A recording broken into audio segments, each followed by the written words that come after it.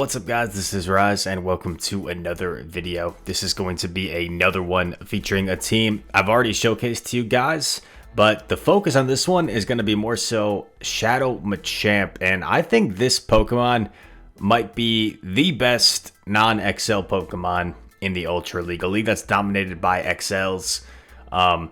Shadow Machamp is just so busted with its high attack stat. If you can save shields for it, this thing can go off. You see I'm against an A9 here, which you'd think isn't a good matchup, right? Because you get outpaced, actually, and it has access to, like, Dazzling Gleam, but Machamp just handles it no problem. In comes a Venusaur. I'm actually going to catch right here on my Snorlax to try and lure out something in back, because maybe they're weak to Machamp in back. I'm going to get to this Body Slam, because I think I snuck in one lick, which will allow me to outpace here. I get off the Body Slam. Actually, no, the Venusaur might have just been over farming. They farm up a ton, and I'm going to let it go. And what do I decide to come in with here? I come in with G-Fisk to absorb this. I'm thinking they're probably weak to Machamp. And not really. It's a Mandibuzz. So pretty neutral matchup against Machamp. And we should be able to win this game. So preserving that Machamp was really nice. I thought the energy might be more useful against something else rather than just expending it all on the Venusaur. And we're keeping track of this player's energy. So they should be 3 Snarls away, right? So we're actually going to catch here. Catch the Dark Pulse, hopefully. Boom. And yeah, despite the Mandibuzz still having 2 shields, I think we're in a pretty solid position. And then check this out. I get the shield. I go for CMP tie here in case he throws the Aerial Ace. I get the second shield, and check this out. Machamp taking all these Snarls. Gets to a 3rd cross job. Definitely a little bit fortunate that no Snarls snuck through. And then Simul KO there, but our G-Fisk was still alive, so we take the win. A nice win there with Shadow Champ to start off the video. Took out the A9, farmed up energy on the Venu, and then took out both shields and the Mandibuzz. Here's another A9. This isn't the same game, is it? Hopefully not. No, this person's throwing right away this time. So I'm going to let the first Weather Ball go since I know it's a Weather Ball. In comes Jelly. I'm going to throw this to either get a shield or do some chip damage. I do some chip damage, and now I should be able to lick all the way down, is what I'm going to at least try and do. And yeah, just Bubble Beams coming in. Yeah, I'm going to try and... Oh, I guess not. Interesting. I think I changed my mind. I guess I thought I'd probably, if I tried to lick all the way down, there was a chance my opponent would eventually be able to swap out and save all that energy. So I think that's why I decided to throw that Body Slam, because I'm still going to have a lot of energy coming out of this. Another Bubble Beam. They do end up switching into their A9. I throw my Body Slam so I can dip out of there into G-Fisk. A9 has energy. I didn't throw right away because I want to overfarm here in case I could use this energy for something in back. These Weather Balls do chip away. But G-Fisk is tanky, even though mine's underleveled. Can still tank him. Still need a few more power-ups on G-Fisk. I overfarm quite a bit. I believe the opposing Jelly is in Rock Slide range, if that comes in. But there's a Poly, and I'm like, okay, this is a little bit scary. You could argue I should have baited here. It gets shielded. Not ideal. I'm going to get off a Rock Slide here, which is going to be really nice for some chip damage. And I dip into Snorlax. Snorlax should be able to live 2 Weather Balls from this range, I would think. Oh man, it's close. I think I'm going to barely live this Weather Ball, so that's why I'm electing not to shield. And look at that. I live it with a few HP, maybe like 4 or 5 HP. I get his last shield. I still have 2 shields for Champ. I still have 2 shields for Champ. So I'm like, all right, I'm feeling all right. And I'm only a few counters away from the cross chop. The problem is I'm not sure if the jelly has energy, so I'm trying to be aware. And I'm going to try and force the jelly to throw a move here. I'm definitely not going to shield because a bubble beam wouldn't take me out. And I'm trying to lure the jelly into throwing its energy because I wanted to farm down. But I ended up deciding just to throw this. The poly. Oh my god. This is going to be close. Look at this. Okay, cross chop coming through. Is this going to do enough? No. Time's up. Who won? We had like the same HP. I win. What a crazy game. The buzzer beater cross chop did just enough. And helps us secure a 4-1. Oh my god. That was insane. I totally forgot about that game. Holy cow, Machamp has the clutch gene. And it gets us to 2,800. Very cool. And we're straight into the next game. That was crazy. Machamp versus Mandibuzz. They swap right away into Nido. So it must have been a Snarl Mandibuzz because Air Slash Mandibuzz is good against Champ.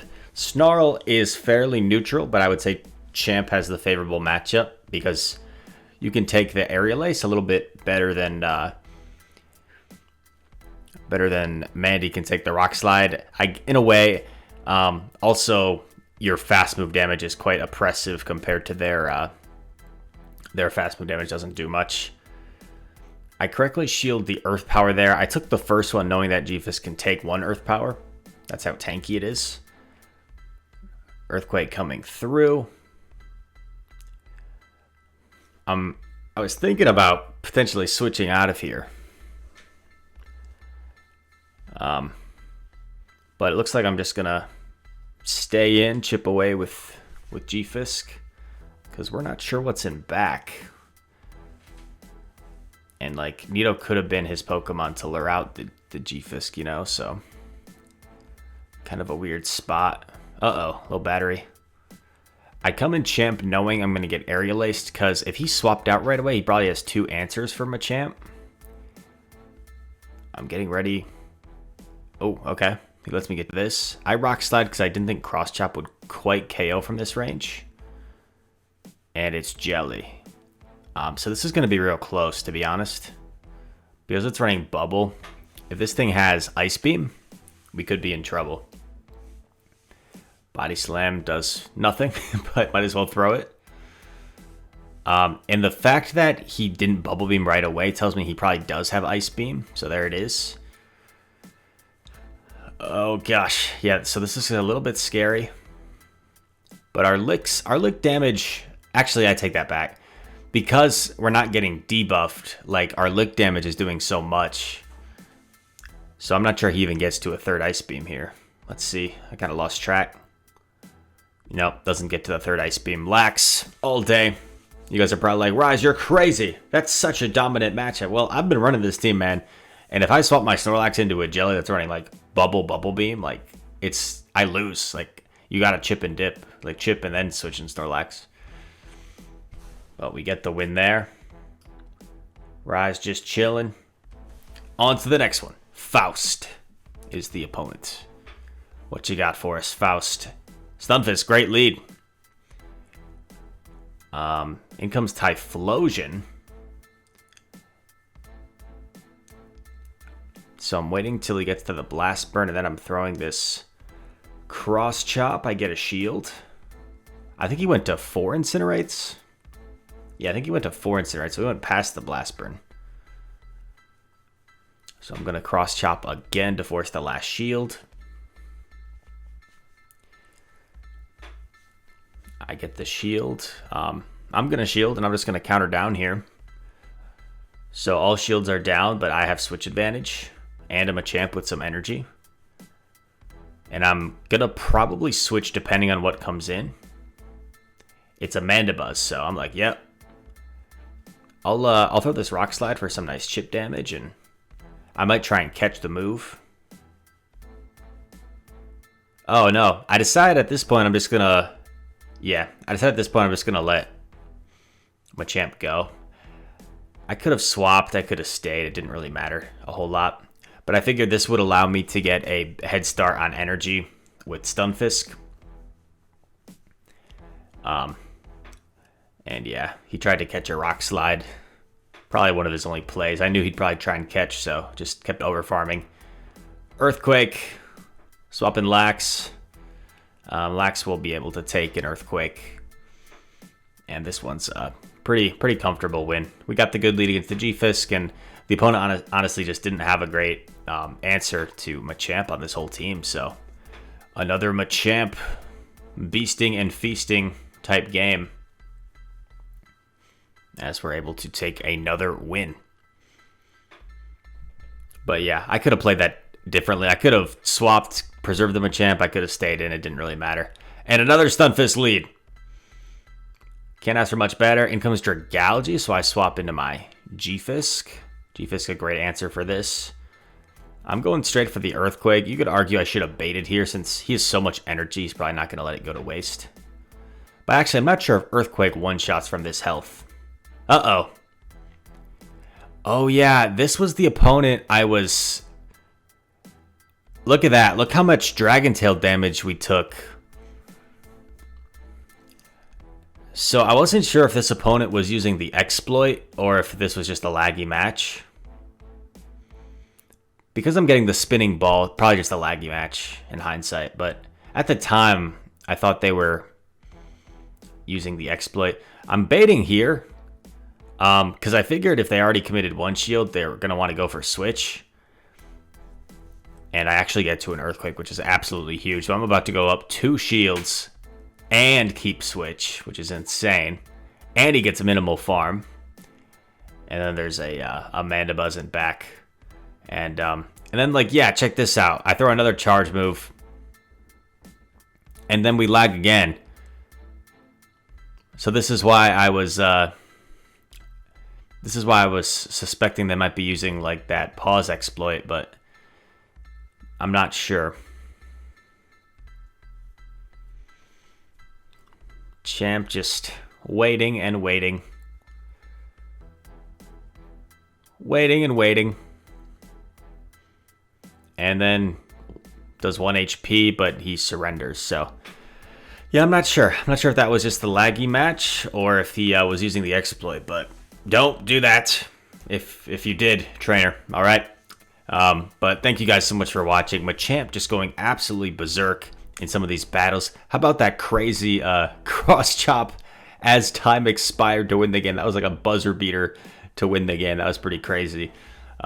So I hope you guys enjoyed this content. Yes, I know there will be probably 3 of you watching this video that are going to comment Rise using G-Fisk. Unbelievable. Dislike. Well, that's fine. Entitled to your opinion. I think those were some epic battles, and I know most of you guys enjoyed that video a ton. So yeah, thank you so much for watching, and I hope to see you in the next one. Peace.